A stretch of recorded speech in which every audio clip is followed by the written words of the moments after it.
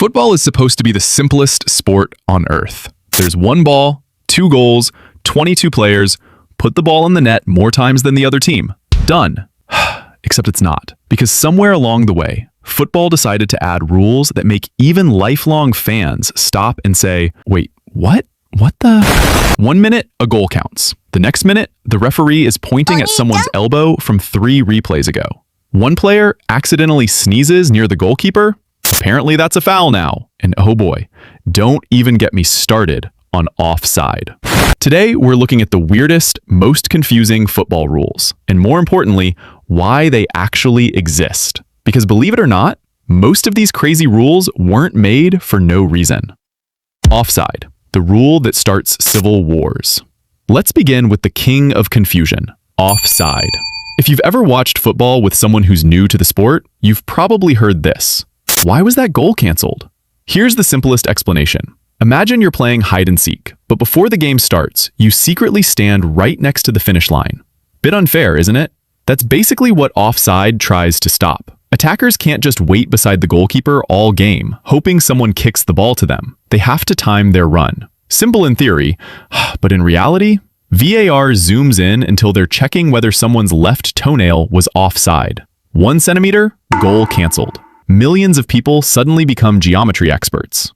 Handball. But which part is a hand? You'd think this one would be easy. Just don't touch the ball with your hand, right? Wrong. Football doesn't exactly agree on what counts as your hand. Your shoulder? Usually okay. Upper arm? Depends. Arm in a natural position? Maybe. Arm making your body bigger? Probably a penalty. Unless, well, you see the problem. That's because football's handball law has changed several times over the years as the game tried to balance fairness with common sense. Unfortunately, common sense and football don't always arrive at the stadium together. Added time is estimated. Ever notice this? The clock reaches 90 minutes. Then the referee casually holds up 7 extra minutes. Where did that number come from? A magic 8 ball? Actually, added time is meant to make up for time lost to substitutions, injuries, goal celebrations, VAR checks, and other delays. And in recent years, referees have been encouraged to calculate it more accurately, which is why you've probably started seeing 10, 12, or even 14 minutes of stoppage time. Football basically looked at players wasting time and said, not today. The goalkeeper has 6 seconds, sort of.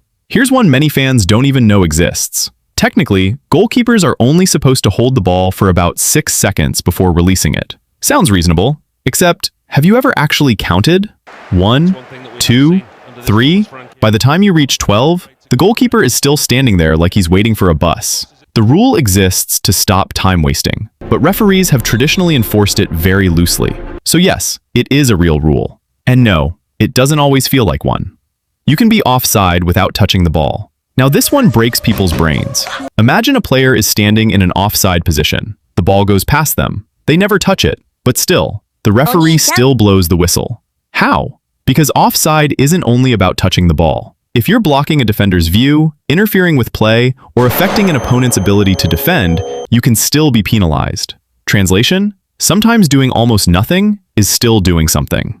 You can't score an own goal directly from a goal kick. Imagine this nightmare. Your goalkeeper takes a goal kick. The wind is ridiculous. Nobody touches the ball. It somehow flies all the way back into your own net. Surely that's an own goal, right? Wrong. Under the laws of the game, a team cannot concede directly from its own goal kick. Instead, the opposing team gets a corner kick. Does it happen often? Almost never. Is it a real rule? Absolutely. Taking off your shirt gets you booked. You score the winning goal. The crowd erupts. You rip off your shirt. Iconic celebration.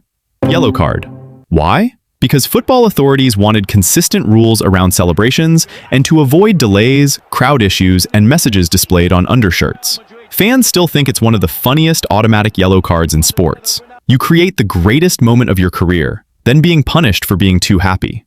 So, do these rules make no sense? Actually, most of them do have a purpose. The problem is that football is trying to control a game that's fast, emotional, and completely unpredictable. If you enjoyed this and finally understand why referees keep ruining your celebrations, subscribe right now.